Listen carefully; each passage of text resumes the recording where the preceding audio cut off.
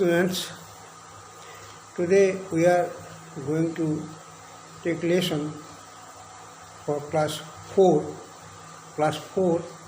FA2 science. Lesson number 5, food and digestion. Lesson number 5, food and digestion.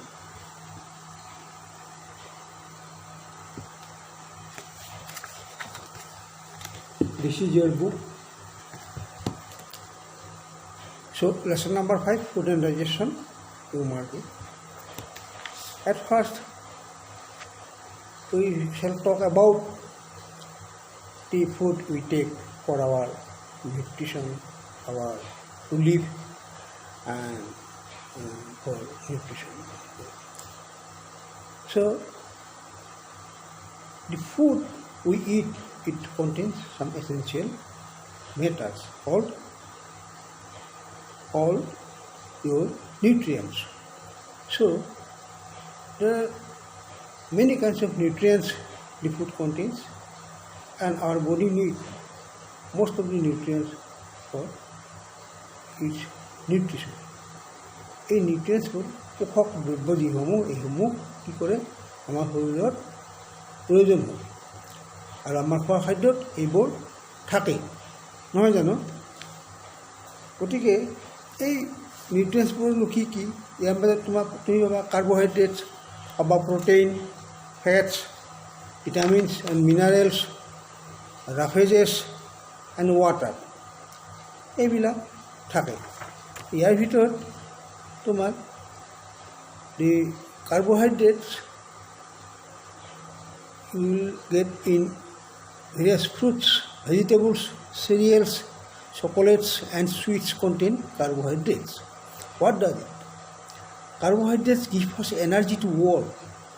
কাম কৰিবলৈ আমাক শক্তি দিয়ে। Energy giving food, so it is called energy giving food. People who do physical work, যিবিলাক মানুহে শাৰীৰিক কাম কৰে, তেওঁলোকৰ কাৰণে এই বস্তুটো they very much need carbohydrates. We get carbohydrates in form of sugar and starch. So now come to protein, another nutrients. Proteins, children must take food rich in protein. They need it very much. So pulses, peas, beans, cheese, egg, fish and meat are rich sources of proteins. Proteins are called bodybuilding foods. So children do need food. Fats, the another component. Fats also provide us heat and energy. Fats, যেটো চৰ্বি বুলি কওঁ আমি, সেইটো তুমি তাতে তোমাৰ কি দিয়ে? তাপ আৰু শক্তি। They provide more heat and energy than carbohydrates. Oil, nuts, butter, ghee are fat-rich foods. We should take fats only in limited quantity. Too much of oily things make us fat and obese. Fats are also energy-giving foods. So we should not take fats in excess quantity. It makes us so much fatty. No? If you take so much food, you will be a fat man.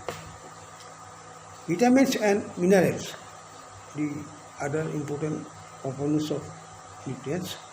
Vitamins and minerals keep us healthy by fighting against disease. It can fight against disease. So we need vitamins and minerals. They help us in formation of teeth. তোমাৰ দাঁতৰ গঠনত সহায় কৰে। bones and blood আৰু কি হয় হাড় আৰু ৰক্ত শৰীৰৰ তেজ গঠনত সহায় কৰে। We need vitamins and minerals in small quantity, but we must take them regularly. খুব কমেই আমাক যদিও লাগে, আমি কিন্তু সদায় পাই থাকিব লাগে শৰীৰৰ পোষণৰ কাৰণে, for the nutrition of our body.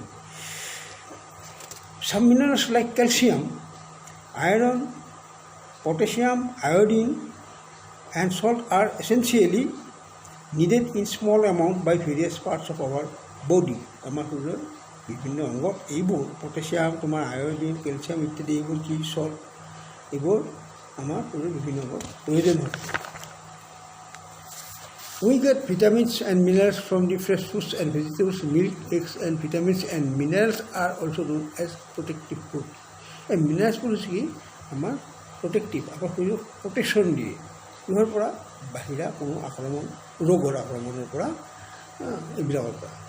So' we must have all these minerals and roughage. Roughage is another component of food, though it is do not take roughage as food, but how we eat food, they contain roughages. Roughages are important for the proper digestion of food. আমি খোৱা খাদ্যবিলাক সঠিকভাৱে হজম হোৱাত ই সহায় কৰে আৰু আমাৰ শৰীৰৰ পৰা যিবিলাক অংশ তোমাৰ নিউট্ৰিয়েণ্টছখিনি পাকস্থলীৰ পৰা ৰক্ত কোষিকাবিলাকে লৈ যোৱাৰ পিছত যিখিনি আৱৰ্জনা হিচাপে পেটত থাকি যায়, আমি সেইবোৰখিনি আমাৰ পেটৰ পৰা মল হিচাপে ওলাই যায়। কি হয়? Roughage are fibres present in the food. They are not digested with the food, but they help in its digestion and removal of waste. Raw vegetables and fruits are a rich sources of roughage. তো এই ৰাফেজেছবোৰ ক'ত পোৱা যায়? যে সেউজীয়া তোমাৰ তাজা শাক পাচলি আৰু ফল মূল ইত্যাদিত এইবোৰ থাকে। গতিকে we must take rapidus with food. Water. Most of the weight of our body due to the body contains water. So we lose water when we sweat, pass urine, and even when we breathe out. আমাৰ উশাহৰ লগতো তোমাৰ কি হয়? শৰীৰৰ পৰা জলীয় ভাপাকাৰে পানী ওলাই যায়, তোমাৰ পেচাবৰ হিচাপে ওলাই যায়, আৰু আমি যেতিয়া কাম কৰোঁ, কাম কৰিলে আমাৰ শৰীৰৰ পৰা ঘাম হিচাপে ওলাই যায়। So' with this three processes we lose water from our body. ত' what happens? Water helps to maintain our body temperature and is a part of digestive juices. এই পানীয়ে আমাৰ শৰীৰৰ উষ্ণতাটো এটা সীমাত এটা পৰিমিত হিচাপে ৰখাত ই সহায় কৰে পানীয়ে। আৰু কি হয় যে শৰীৰত ৰস হিচাপে ই কাম কৰে। It is needed by the body for different functions. বিভিন্ন কামৰ কাৰণে শৰীৰক পানীৰ প্ৰয়োজন হয়। তোমাৰ পেচাব হওক, পায়খানা হওক, তোমাৰ চকুলো হিচাপে, তোমাৰ মুখত তোমাৰ লালা হিচাপে চকুলো হিচাপে থাকিলে নহ'লে চকুত শুকাই গ'লে বেয়া কথা হ'ব, এতিয়া পানী লগা হ'লে নাকেৰে ওলায়, এনেকুৱা বিভিন্ন কামত আৰু হজমৰ কাৰণে লাগে। আৰু শৰীৰটো আঁতিলৈ থাকিবলৈ পানী সজীৱ কৰি ৰাখিবলৈ পানীৰ দৰকাৰ, এনেকুৱা আৰু কথা আৰু যিবিলাক। Balance diet. এতিয়া আহাৰ খোৱাই নহয়, আহাৰ খোৱাটো বেলেঞ্চ হ'ব লাগিব। A diet that contains all the nutrients, protein, carbohydrates, fat, vitamins and minerals in a right proportion is called the balanced diet. আমি খোৱা আহাৰত যেতিয়া এইবিলাক এটা সম পৰিমাণে এটা নিৰ্দিষ্ট হিচাপত থাকিব, সেইটোকে বেলেঞ্চ ডায়েট বুলি কয়। আৰু এই বেলেঞ্চ ডায়েট খাব লাগে। আৰু এটা কথা হৈছে জাংক ফুড বুলি। এই জাংক ফুড হৈছে কি বজাৰত পোৱা যায় বেছিভাগ, এইটো হৈছে কি ৱাফাৰ্ছ, কোল্ডছ, পিজ্জাছ এণ্ড বাৰ্গাৰ্ছ, এইবোৰ জাংক ফুড। এইবিলাকে সোৱাদ আছে, পেট ভৰে ঠিকেই, কিন্তু ইয়াত নিউট্ৰিশ্যন নাই। গতিকে এইবোৰ বিশেষ খোৱাটো খুব এটা প্ৰয়োজন নাই, বাদ দি চলাটোৱেই ভাল। Preservation of food. How do we preserve foods?